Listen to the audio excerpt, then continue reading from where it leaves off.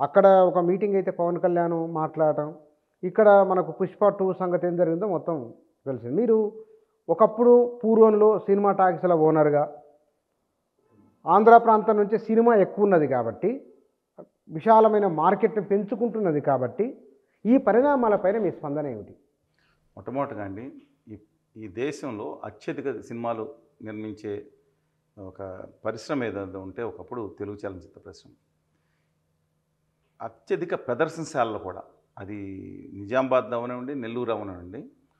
ఈ రాష్ట్రంలో దాదాపు 1800 నుంచి 2000 థియేటర్లు. థియేటర్స్ ఉండేవి ఉమ్మడి రాష్ట్రంలో.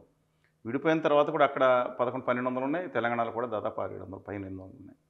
ప్రజలకి ఒక వినోదమైన ఒక చీప్‌గా దొరికే అంటే ఒక వినోద సాధనంగా అది ఉందండి. సినిమా ఒక భాగం వాళ్ళ లైఫ్‌లో ఒక భాగం.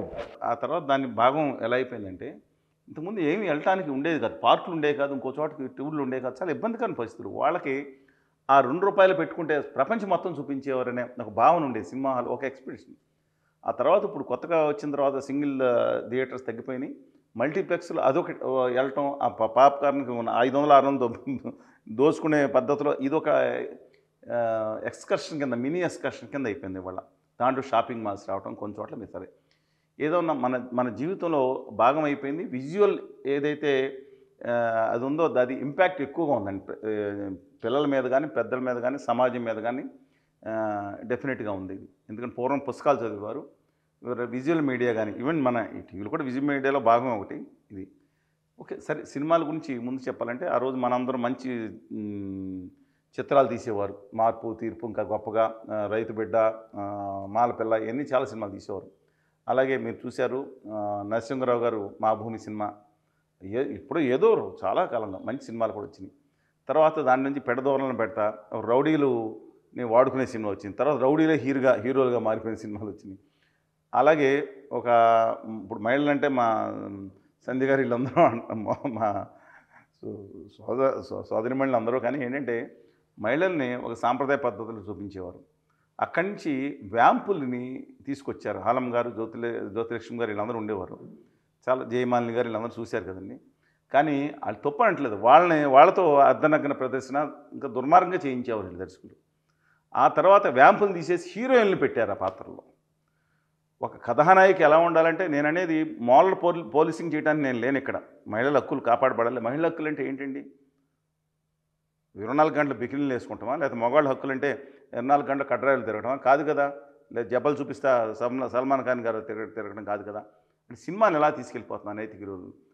ఇవాళ ఆ హీరోని తీసుకొచ్చి ఈవిడే అసలైన కథానాయకని చాలా అసభ్యంగా డ్యాన్సులు చేయించడం, చాలా చెత్తగా డ్యాన్సులు చేయించడం, అంగాంగ ప్రదర్శనలో నీచమైన ఎక్సర్సైజ్లు చేయించడం, దాన్ని ఎక్సర్సైజ్లు అంటారు.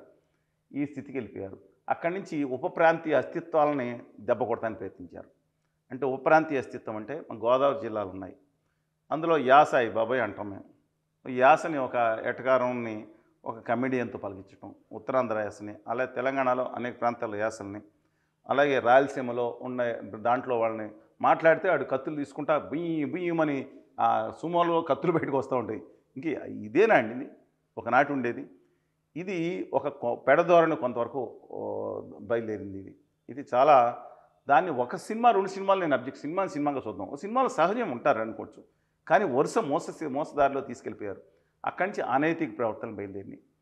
ఒకప్పుడు అభ్యుదయ భావాలతో అంటే మూఢనమ్మకాలు వద్దు, మూఢనమ్మకాలు ఇప్పుడు దేవుడికి పాలు తాగుతుందంటే అది తాగదనే సైన్స్ని తీసుకొచ్చే సినిమాలు వచ్చినాయి. అంతవరకు సమాజం వరకు మంచి జరిగింది. అభ్యుదయ భావాలతో సినిమాలు వచ్చినాయి. జనకర్ జనారే మీరు చూశారు.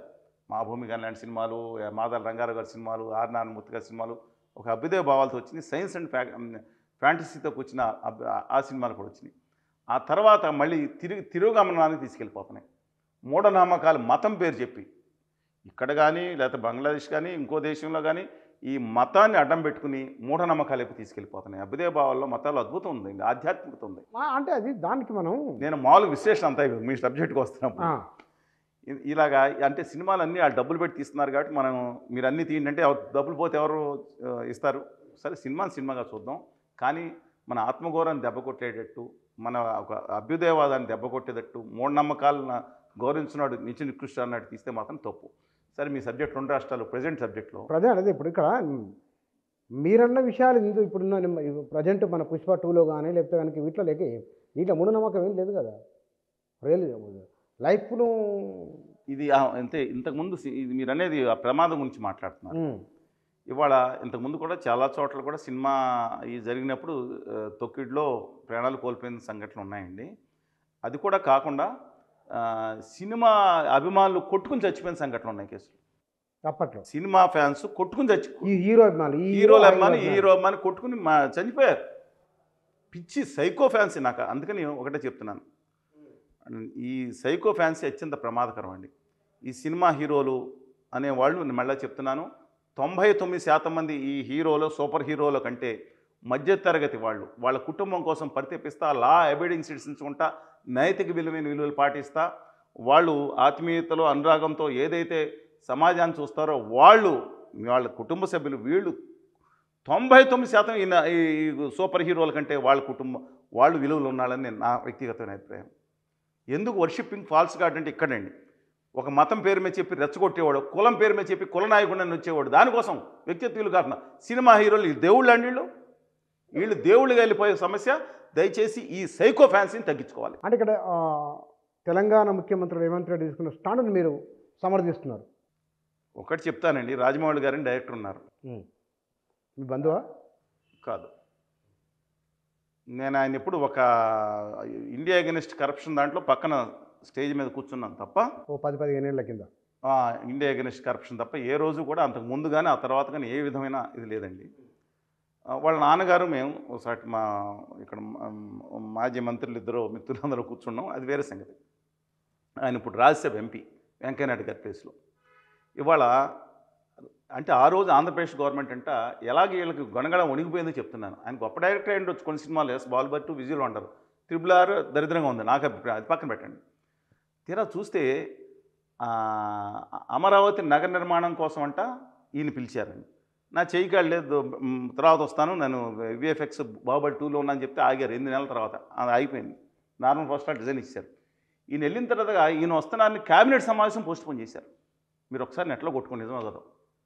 అలా ఒక సినిమా అతను వస్తుంటే అది కాదు, నాకేం సంబంధం లేదా బాబు, నేను సెటిల్ వేసుకునేవాడిని లేదా నేను నగర నిర్మాణానికి ఎలా ఇస్తానంటే గజగజ వణికిపోయి, వీళ్ళు కాదండి, ఇంతకుముందు హీరోలు వస్తుంటే గజగజ వణికిపోయిన సందర్భాలు. ప్రభుత్వాలు ఇవాళ జగన్మోహన్ రెడ్డి గారు, నేను చెప్తున్నాను సినిమా పరిశ్రమ ఆయన కొన్ని విషయాల్లో లోపం జరుగుతూ ఉండదు, మిగతా పాలనా కక్షాదింపు చర్యలో గట్టిగా వ్యతిరేకిస్తాను, అది వేరే సంగతి. ఆంధ్రప్రదేశ్కి హక్కులు విభజన హామీలు పక్కన పెట్టారు, కానీ సినిమా వాళ్ళని గజగజ వణికే పరిస్థితిని తప్పించింది మొట్టమొదట జగన్మోహన్ రెడ్డి గారు. ఎవరైనా ఏమన్నా అనుకోండి, నా దండం పెట్టించారు, తర్వాత శాలువే కప్పారని డిఫరెంట్ ఇష్యూ. పవన్ కళ్యాణ్ అన్నట్టుంది కదా, ఆయన సంగతి మాట్లాడదాం తర్వాత కూడా. తర్వాత రేవంత్ రెడ్డి గారి సంగతి మీరు అడిగారు. నేను ఒక్కటి చెప్తా, జనం ఆయన మీద అనవసరంగా ట్రోలింగ్ చేశారు. ఏమని, ఈయన పేరు చెప్పడం మర్చిపోతేనే ఆయన అరెస్ట్ చేశారని. అత్త తిట్టిందని కాదు, తోటికోడలు దొబ్బిందని అంటారు కదండి. అందుకని ఆయన తిట్టిన ఎవరో కేటీఆర్ గారు చేశారు, దీనికి ఎక్కువ అర్థే ఉంటారు. ఆయన ఏది ఆయన పేరు చెప్పలేదని ఇలా అరెస్ట్ చేస్తున్నారని. ఇవాళ డెఫినెట్గా రేవంత్ రెడ్డి గారు చేసిన దాంట్లో ఒకటే, నాకు అల్లు అర్జున్ గారు చేసిన ఒకటే పొరపాటు కనపడుతుంది. ఏంటంటే అది జరిగిన వెంటనే రెండో రోజు ఉదయం వెళ్ళి ఆ భౌతికాయానికి అంజలి కట్టించి, ఆ అబ్బాయి చిన్నప్పుడు పుష్పాన్ని ఇమిటేట్ చేస్తే ఎన్ని చేశాడండి.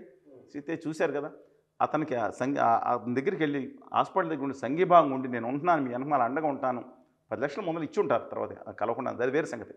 ఒక ఆశ్వాసన ఇవ్వటం అనేది, అప్పుడు కేసులు ఇవన్నీ తర్వాత ఇష్యూ కదండి, అది ఎవరు అడ్డుకోలేరు కదా. అది ఒకటే ఆయన చేసిన తప్పు.